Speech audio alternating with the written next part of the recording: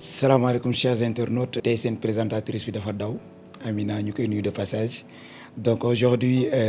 nous avons le plaisir d'accueillir Babacar nekk président l'ASEP xam naa nañ ko bàyyi tout à l'heure mu def présentation qui a un parcours vraiment passionnant Babacar ñu ngi lay nuyu di la jaajëfal di la dalal ci suñu plateau parcours d'un champion. Voilà merci beaucoup maa ngi leen di nuyu di leen ziar yéen ñëpp. jërëjëf. di am mbégte ci dalal bi ngeen ma dalal ci parcours pour un champion bi. di ziar ñi nga xam ne ñooy seetaan yëpp. émission bi di ñaan yàlla def fi wala wax fi loo xam ne dina jëriñ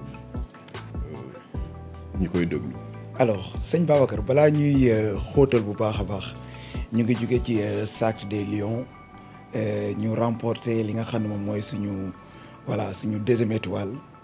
ban yëg-yëg lan nga ñu mën a ban sensation nga am ci dayo bi nga xam ne moom la parcours boobu am. balaa ma ci gën a xuus sax damay féliciter tous les sénégalais yi dëkk biir Sénégal yi fi newul ainsi de suite lépp luy sénégalais même africain sax je veux dire damay féliciter ñëpp. mën nga xëcc micro te félicitations yooyu aussi du am fu mu yem ci ñi nga xam ne mooy les acteurs. mel ni les footballeurs yi nga xam ne ñoo doon ne ci biir terrain yi di ko ñàkkante ak seen i encadrement même que les autorités yi nga xam ne ñoo leen ŋànk avec koo xam ne sax à la tête le président de la fédération ñoom staff yëpp daal Abdoulaye Fall monsieur Abdoulaye Fall nga xam ne ñu ngi koy nuyuwaale au passage en tout cas félicitations à tous les sénégalais de tous bords ci li nga xam ne nii moom la ñu sunu lions yi bette muy sacre bi comme ni nga ko waxee sacre bi mbégte mi je peux dire que mën na am fu mu commencé mais amul fu mu yem. évidemment yemul ci Sénégal yëpp boo xoolee monde entier ñëpp a ko célébrer ndoo. exactement parce que image yi daf ñu koy jox Brésil Canada États-Unis Afrique fii sous région bi Gambie fii foo ci dem rek day mel ni biir Sénégal nga nekk di ko seetaan. alors lan nga mën a wax par rapport ak li nga xam ne moom moo ci am biñ ci jógee parce que y a eu comme niñ ko mën a waxee benn campagne de diabolisation si on peut le nommer ainsi. ñun ñëpp gis nañ li nga xam ne moom moo xew sur le terrain avec les injustices yi nga xam ne moom am mauvais arbitrage ak ay stadiers yoo xam ne ñuy amuñu droit sax dugg ci biir terrain di xëccu ay serviettes et cetera et malgré tout cette injustice bi nga xam ne moom moo nekk autour de cette finale. ñu constaté que ni voilà il y a des médias surtout internationaux yoo xam ne tey jii nii voilà li ñu gën a bëgg ñoom tey seen rêve mooy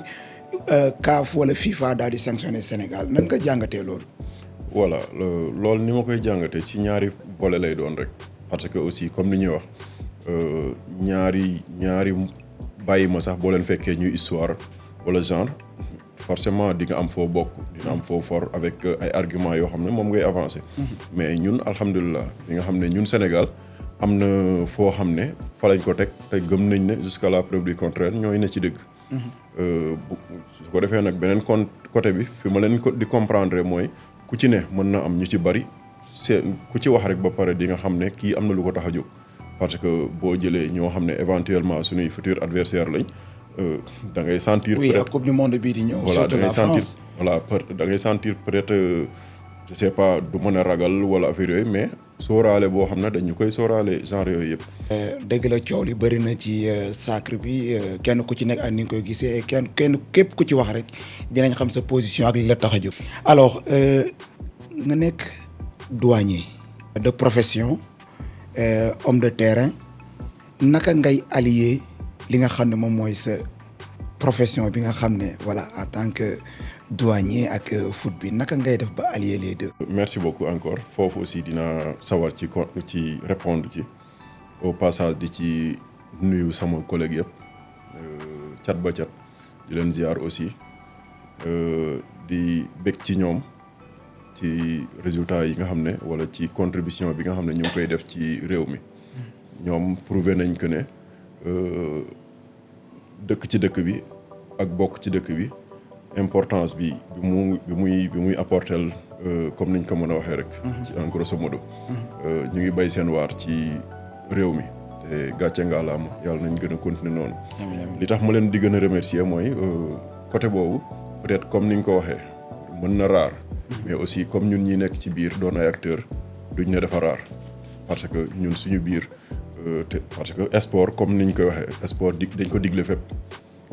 ci corporation bi ñu nekk aussi daf ñu siy gën a encourager ci sport parce que sport bi bëri na ay facettes daal te li ci ne yëpp ay ngëneel la ba tax na nag soit administrativement wala sax noo xam ne entre collègues ñoo ci jàppalante parce que tey par exemple su ma sport bi woowee service bi woo ma wala liggéey bi woo ma d'accord liggéey bi moo prioritaire loolu moom kenn waxatu ko mais bu fekkee am na noo xam ne rek service bi du yàqu dara wala du ko yàqal dara rek automatiquement mën nañ ma bàyyi wala mën nañ ma libérer wala genre noo xam ne rek dinañ ko xool ba nga xam ne dinaa mën a def li nga xam ne moom la ma sport bi sant te teewul aussi du yàq dara ci li nga xam ne mooy liggéey bi en tout cas ci gàttal daal dañ ciy jàppalante de sorte que kenn ku ci ne def sa di nga allier sa liggéey te teewul nga matale sa passion lan moo la gën a poussé nga investir dans un club surtout mooy Bargny bi nga xam ne moom nga nekk selon toi ban vision vraiment le club boobu noonu war a mën a incarner dans l'avenir du football. Voilà li ñu ci poussé rek parce que je vais dire que du man ñu bari la peut-être dañ ma teg rek simplement comme président mais je peux dire que ci bande de copains sax la commencé ñi nga xam ne avec les amis d'enfance ñoo xam ne toog nañ xalaat ci loo xam ne moo aboutir ci lii club bi ngay wax noonu te pour loolu pour mu aboutir comme ñun ñëpp comme tout jeune sénégalais rek fooye football bëgg ko ainsi de suite peut-être am ci ay jaar-jaar yoo xam ne xam nga ne fii la affaire bi doon sooxe peut-être dem nag ba toll foo xam ne war nañ parce que yaakaar naa nit ku am dënn bu yaatu comme niñ koy waxee sax koo ci gis fi nga xam ne fa nga essuyer di nga jéem a éviter say rak wala say jarbaat pour ñu essuyer foofu kon ñun ci loolu dañ gis ne li manquement yi amoon ci ñun ba xaw a sooxel sunu réussite ci côté boobu pour ñi nga xam ne ñoo ci ayoon bien sûr war nañ mën a def le tout boole sunuy doole jéem a éviter loo ko sunuy rak maanaam jàppale sunuy rak sunuy jarbaat sunuy doom ainsi de suite ba nga xam ne dinañ leen permettre ñu exprimer seeni talent pourquoi pas parce que ci xeetu ndimbal la bokk xeetu jaamu yàlla la bokk de sorte que tey football bi comme niñ ko gisee ñun ñëpp kuñ ci jàppale wala koo ci jàppale ba mu réussir ci réussite boobu xajul ci kër xajul ci koñ on peut prendre ñun ñëpp on prend l'exemple de Sadio Mané bi nga xam ne mooy ki nga xam ne moom la ñuy tiitaroo fu ne pour ne citer que moom on peut citer Krépin Diatta ainsi de suite ñoo xam ne ku ci nekk yaa ngi bay sa waar ci société bi sur beaucoup de plans malgré que peut-être mën nañ ci comme bu ñu yemee si Sadio Mané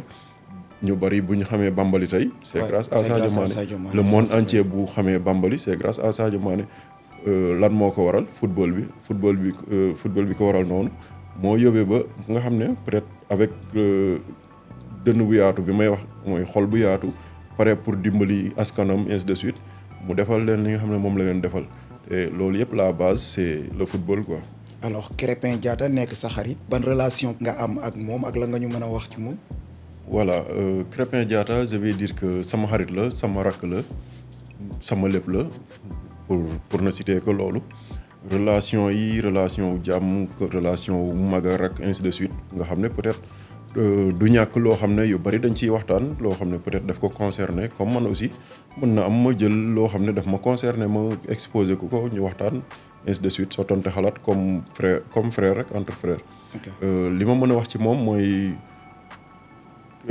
dama ne sax benn instant comme lu mel ni CAN bi nii dama si mujjee noppalu parce que avant CAN bi nii wala avant échéance yi nga xam ne sénégalais yi ñoo ko gisal seen bopp ñun daan nañ jël temps wala penu di wax ci moom Dieu a fait que li ñu mës a wax ci moom yëpp décevoir uñu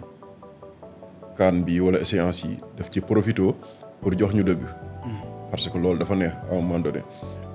li bonoon te ñu doon si jëlee kersa ak gàcce goo xam ne doonuñu xam fu ñu koy waxee mooy ñu doon défendre ay affaire ci moom dem ba Sénégalais yi découvrir le contraire wala ñu découvrir ne ñun niñ ko doon yóbbu yeggul foofu mais alhamdulilah ba ñi nga xam ne ñun suñu mbégte da ciy gën a wéy mooy ne fépp fu ñu ko doon waxal ci lu baax 10 alhamdulilah Sénégalais yi gis nañ ci moom plus de 100. effectivement mu nekk un joueur boo xam ne il a marqué la CAN l'ASEP nekk benn club ngeen nekk di def ay résultats. la yan réalisation tey nga ñu mën a wax yu concret yoo xam ne tey jii nii au niveau de Bargny def ngeen ko. voilà merci beaucoup question boobu aussi dinaa ci sawar lool ASEP comme niñ koy abrégé. ASCEB. buy signifier Académie Sporting Club Espoir de Bargny bi nga xam ne nouvellement créé en 2023 boo xam ne comme tout club sénégalais fi muy commencé buñ la créé nga war a compétir ci Sénégal régional ngay commencé te Dieu a fait que comme créé nañ ko au lieu ñuy toog di xaar parce que pour nga jouer il faut nga légal. pour au lieu ñuy toog di xaar ñu légaliser ñu au niveau de la fédération. on a préféré ne pas attendre parce que. xam nañ anticiper quoi voilà ñu anticiper xam nañ talent yi ñu yor te gis nga affaire du xaar ñu préféré wut ay collaboration lu mel ni exemple ren on joue avec les Papiers de Médina FC. ok yi nga xam ne comme suñu première année parce que 2023 lañ démarré on est à notre 3e année de compétition les 2 premières ñu mel ni première année bi dañuy def comme ci département de Rufisque bi on compétit en 3 catégories cadet junior ak senior cadet bi ak junior bi dañuy compétir comme dañuy participer en Coupe du Sénégal en championnat. yoo xam ne def nañ ci ay résultats yu mucc ayib. résultats yu mucc ayib bi ñu mu ngi commencé ci parce que d'habitude ñun Sénégal li ñuy xam mooy kuy soog a créer wala kuy soog a ñëw da ngay ñëw di jël ay score. yooyu Dieu a fait que. mais yéen da ngeen ñëw montrer vraiment que ni vous êtes coriace vous avez voilà vous avez apporté quelque chose de béton. ni ma ko waxee première année bi noonu la ñuy def première année bi en senior en même temps. championnat bi ñu ngi terminé woon su suñu poule 3e position sachant que 2 premières équipes yi ñooy dem tournoi monté et autres te pour man c'est satisfaisant c'était déjà satisfaisant par rapport ak kuy soog a ñëw 2e année bi on a réitéré en senior ñu terminé waat 3e place comme niñ ko mën a kiiyee rek terminé waat 3e place en cadet junior cadet bi daaw ñun ñoo waroon a final ak donte final bi kenn tëggu ko ba léegi ñoo waroon final ak la grande équipe du TFC Teungueth FC bu nga xam ne kenn dootu ko présenter Sénégal macha allah en junior on nous a éliminé en quart de finale. De la Coupe du Sénégal d'ailleurs ki ñu éliminé muy Dakar FC. moom moo mujj dem à Ziguinchor contre le Casa Sport en demi-finale. daf ñu éliminer quart de finale dem Ziguinchor demi-finale malheureusement pour ñoom heureusement pour le Casa Sport Casa gagné leen par 3-0 et Casa boobu moo mujjee jël Coupe du Sénégal. comme niñ ko gisee. ren ñu ñëw commencé nañ encore débuté waat comme na woon en 3 catégories. 3 catégories cadets yi commencé guñu junior bi d'ailleurs suba sax samedi la ñuy def seen 2e journée. di ñaan yàlla mu may leen ci ndam lu sedd guy. sachant que daaw ku ñu éliminé daaw quart de finale. ren amoo droit def leneen. kon forcément objectif yi dafa war doon pourquoi pas finale wala jël coupe du Sénégal war na mën a ne. war na mën a ne loolu bokk na ci. en tout cas c'est un grand exploit. voilà merci beaucoup ñu bu ñu ñëwee en senior yi passé yëpp dafa naa 2 matchs lañ doon def. muy match kii bi éliminatoire yi pour Coupe du Sénégal mais alhamdulilah ren ñëw nañ ba 32e de finale. 32e de finale d'ailleurs moom la ñu war a jouer bientôt. ak Teungueth FC. te voilà exactement ñu war ci daje ak comme niñ ko waxee rek la grande équipe. noo leen koy waajalee. parce que loolu aussi bon mën naa jàpp ne entre bon bu dul derby luñ ko war a mën a tuddee. parce que déjà man xam naa ne waa TFC ñu ngi leen di bàyyi xel bu baax a baax. peut-être football moo ñu boole comme coupe niñ koy kiiwee xam nga coupe peut-être comme amul ñii ak ñii amul ñu bokk classe. veut dire école bi moo leen di boole. à vrai dire Teungueth FC bokkuñu classe. macha allah mu ngi ci kaw ñun ñu ngi ci suuf. récréation bi mooy coupe du Sénégal noonu lañ ko mën a misaale. après nag football la sport la ñu bokk secteur bi bokk département bi. moo tax peut-être moo tax ma ciy bañ sax à un moment donné baatu derby comme ni ko ñeneen di waxee. mais derby la man je préfère grand contre petit. ñoo nekk grand contre petit. mais derby la mais de toute façon c'est quand même incroyable bu ñu xoolee performance yi nga xam ne moom nga lan mooy secret bi. voilà foofu aussi je préfère lan moo waral taaba bi dañuy taaba rek mais aussi foofu damay jël penu remercier ñi nga xam ne mooy suñu staff comme ni nga ko waxee secret bi ci ñoom la nekk. staff bi yoo xam ne dafa naa jarul sax ma leen di lim parce que comme ni ñuy wax soo limee doo matal wala nga juum chapeau à ñoom ñu ngi leen di remercier lu bari tout Bargny ci sama tour en tant que président mu leen di remercier di leen ñaax di leen lépp loo xam ne moom mooy li war ci tatagal sargal ñu ngi leen koy defal ci résultat yi mucc ayib wala ci liggéey bu mucc ayib bi nga xam ne moom lañ nekk di def te di si ñaan yàlla comme ni ma leen koy waxee chaque fois yàlla na bu coono bi réer yàlla na li nga xam ne sacrifice yi nga xam ne moom la ñuy def yëpp pour le bien des jeunes pour le bien du football bargnois du football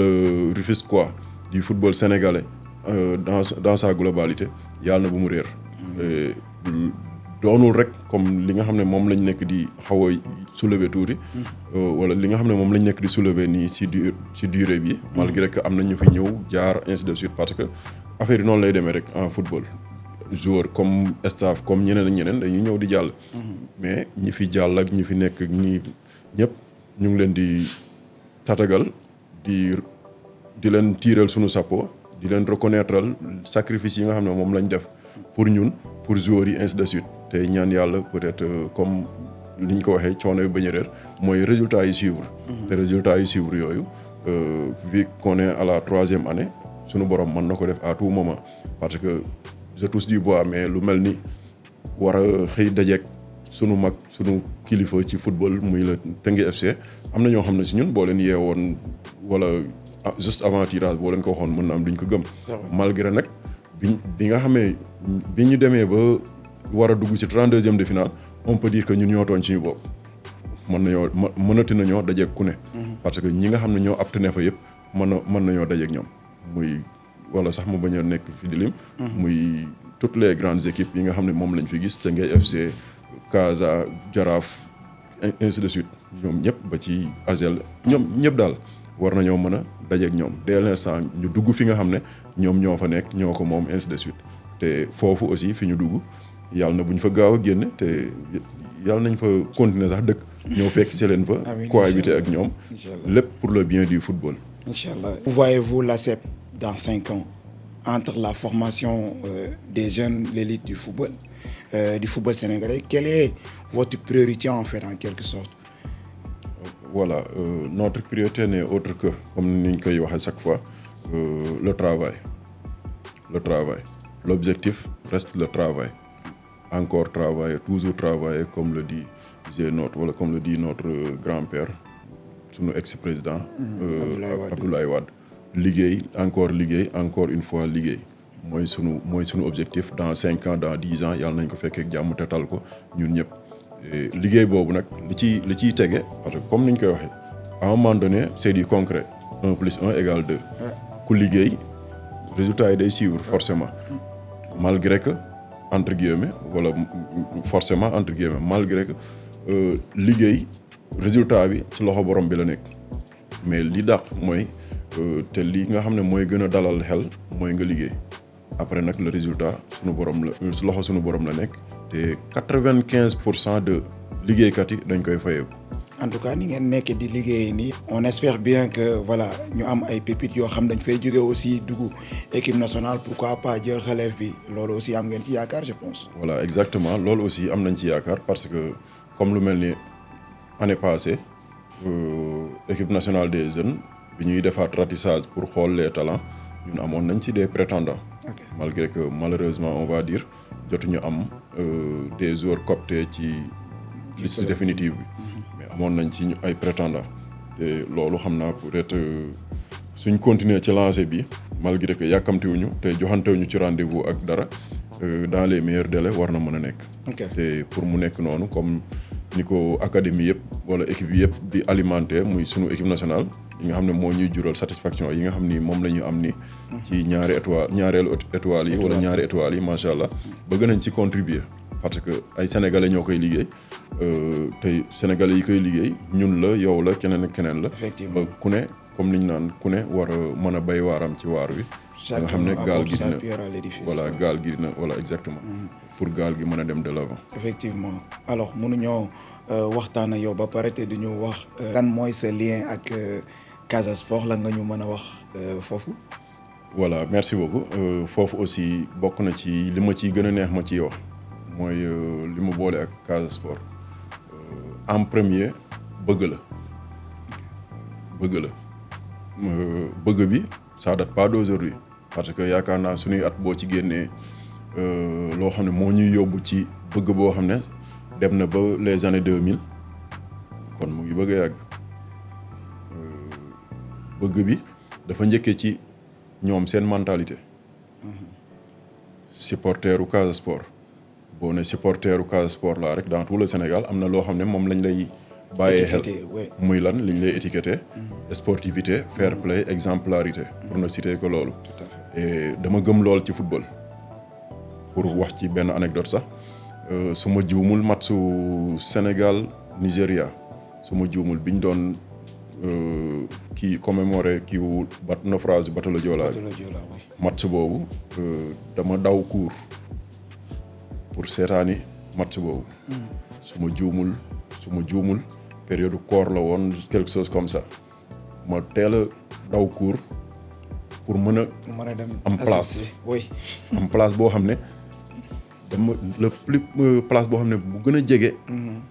supporteru Casa yi rien que pour ni ñu mel parce que comme période boobu j'étais un peu kii aussi aw ma yoon pour am accès si ñoom man nit ñi bu ñu doon dem stade pour seetaan match man ñaari match laa doon seetaan muy lan match football bi ak match gestu bi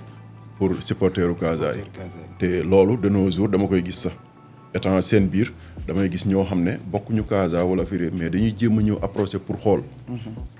xool lan la qu'est-ce qu'il y a derrière parce que ñu ci bari ci peut-être ay télé lañ koy gisee ci écran yi affaire yooyu mais dañuy jéem a ñëw xool lan moo fa nekk exactement te li fa nekk dafa exemplaire dafa ala daw mais comme ni ñu koy waxee voilà parce que dama leen nawe ñu leen di gagné ñuy gagné ñu ngi feetu ñu ngi sport ñu ngi wéy ñu ngi bu ñu leen mënee woon je touche du bois yàlla na fiy géej mais bu ñu leen mënee woon 2-0 3-0 ba 85e minute ba 90e minute sax ci même tempo la ñuy nekk way fecc exemplarité buñ paree jour yi ñëw ñu commémorer way affaire loolu bokk na ci li ma si gënoon boole li ma gën a mooy relation amoureuse bi nga xam ne moo ma booleeg ce grand club leneen li di peut-être après nag au fil du temps may dem ba am accès am contact ainsi de suite gën a découvrir les personnes relation yi gën a voilà relation yi di gën a ñoŋ ainsi de suite ba nga xam ne peut-être moo ñu mënee ba fi ñu toll nii nga xam ne macha allah regretté wu ma li ma leen intégré macha allah alors même question avec AGEL ak TFC ñu foofu tamit am na benn rapprochement boo xam ne am nga ko foofu waaw foofu am naa fa effectivement parce que comme ñun niñ koy kii parce que c'est dama si profité sax remercier le groupe Sunu Foot Local bi nga xam ne à sa tête le président Abdou Gueye bi nga xam ne sax c'est un supporter du Teungueth FC ce groupe dafa boole des supporters de tous les clubs du Sénégal des supporters je vais dire même exemplaires de tous les clubs du Sénégal des amateurs du football local boo xam ne man peut-être bokk naa ci ba je suis le vice-président te ci li ñu gëm mooy liy defar football bi li ko boole li raffermir exactement parce que bu ñu amee 10 supporters partout ñun ñu nekk suñu biir wala bu ñu dajee di saafante di extra yeneen supporters yi bu ñu xoolee si ñun yu ci bari mën na ñàkk muy violence yeeg ces détails là nga xam ne dañ ko bëgg a bannir ci footballu Sénégal loolu bokk na si suñuy mission ci côté boobu te comme niñ koy kiiwee daal loolu lu ci am kii la mission la boo xam ne tey voilà ba ci bu ñu ñëwee si Teungueth FC ak AGEL malgré que comme man depuis belle lurette maa ngi avec le Casa Sport teewul aussi comme récemment ci lu yàggul bi Teungueth FC ñëwee ak proximité bi ma am ak ñoom ak Bargny forcément et naturellement dafa am loo xam ne mooy kii parce que mënul kii quoi surtout ak li nga xam ne esprit bi nga xam ne moo ñu animé. dama koy bëgg forcément d'ailleurs sax comme ni ma ko ñenn ñi di tooñee. j'ai des tuniques wala ay maillots. ak blouson ces clubs là muy ASEL muy Teungueth FC ñoo xam ne peut-être naturellement dañuy sol seen i équipement. rien que pour en premier parce que comme ni ñu koy waxee rek supporter modèle dañ ko gëm. ñëw jàppale club ni nga koy jàppale du mën na bañ a am noo xam ne peut-être laajul proximité benn bi ak moom pour nga jàppale ko. mais rien que jënd maillot am rek. maillot am rek déjà am na une contribution. voilà am na contribution bu muy def te ñun dañ koy def tranquillement et naturellement parce que football bi ñun ñëpp ko moom te amul frontière ci ni nga xam ne noonu lañ ko gëmee te di ko doxale effectivement ñu continuer toujours ci foot local bi comment jugez-vous son évolution en fait. waaw le football local sénégalais ni ma koy nattee mooy wala bu ma ko doon natt dama koy natt positivement. dama koy natt positivement malgré nag amélioration mënta ñàkk. bu ma koy natt positivement it du tax mu ne on est à 100% wala on est au top. dina am pourcentage bu baax buñ koy octroyer sachant que dirigeants yi ainsi de suite techniciens yi. ñu ngi ciy gën di liggéey pour muy gën a baax pour muy gën a rafet parce que quel que soit niveau bu ñu mën a am rek. bu ñu ko yokkee mu gën a baax. fi ma koy nattee ci beneen contexte wala luy prouver ni ma ko nattee mooy on a pas mal de joueurs yoo xam ne dañuy jóge ci sunu championnat local yi même buy doon division yi gën a tuuti. génn fi dem à l'étranger rek du ñu soxla temps bu bari pour am foofu ay place pour évoluer foofu. parce que bu fekkoon c'était le contraire yeneen pays duñ sawar sax di wut ci ay joueurs. effectivement te au pire des cas buñ fi wut see sax lu ci bari joueurs yooyu dañu échoué. loolu doon nattukaay boo xam ne. dinañ xam ne sunu niveau wala ainsi de suite neewu fi. c'est vrai que la plupart buñ jógee buñ demee leur adaptation dafay gaaw. dafay gaaw non seulement. mais seen talent day imposé wu. effectivement parce que macha allah Sénégal moom. comme côté formation moom voilà le monde entier ñëpp d'accord nañ ko. exactement côté formation le monde entier d'accord nañ ci macha allah mu ngi fi formation bi baax na techniciens yi ainsi de suite te talent baa ngi fi jom ji ak fulla bi ak fayda bi aussi mu ngi fi. alors votre mot de la fin. le mot de la fin dama koy commencer ci remercier la yow remercier mon ami Doulaye remercier waa Sénégal Sport Média ci invitation bu mucc ayib bi nga xam ne moom lañ ma defal pour laaj ma sama modeste contribution ci comme niñ koy waxee ci li fi xew. sacre beeg ainsi de suite te di ñaan yàlla peut-être sacre yi bañ fee gëj. amiin ñu koy répéter le maxi possible. di remercier waa ASEP yëpp di remercier sama famille di remercier tous les Bargnois di remercier tous les Sénégalais encore une fois di remerciement yi nag ñu boole ndoo ko ñun ñëpp. delloowaat ko équipe nationale bi nga xam ne macha allah li mu ñu defal cadeau bi moom cadeau du ko gën a rëy macha allah. macha allah jaajëf. en tout cas merci beaucoup kontaan nañ ci am la fii tey si suñu podcast parcours d'un champion di la jaajëfal di la remercier encore une fois ci sa disponibilité di leen dig daje prochainement ci beneen rubrique ak beneen invité incha allah merci beaucoup.